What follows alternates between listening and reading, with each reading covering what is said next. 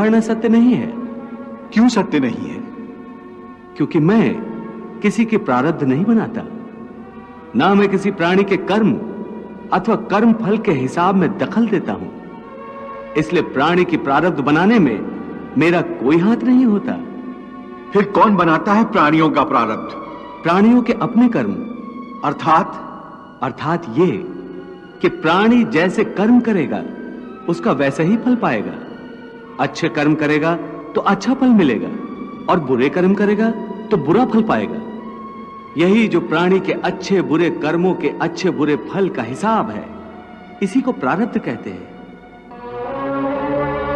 अपने पुण्य कर्मों के फलस्वरूप सुख और अपने पाप कर्मों के फलस्वरूप दुख प्राणी इसी जन्म में या अपने अगले जन्म में भोगना ही पड़ता है। वो टल नहीं सकता।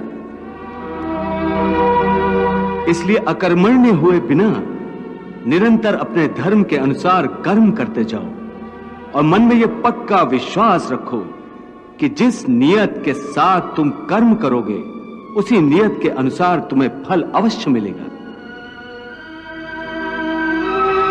कर्म का यह अटल विधान है, इसमें कभी किसी के साथ अन्याय नहीं हो सकता। हे अर्जुन, प्राणी का कोई भी कर्म नष्ट नहीं होता। मनुष्य को अपने हर कर्म का फल अवश्य मिलता है।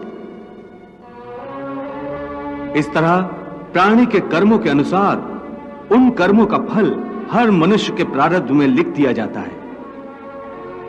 इसी कारण हर जन्म में मनुष्य अपने ही कर्मों के बंधनों में बंध जाता है।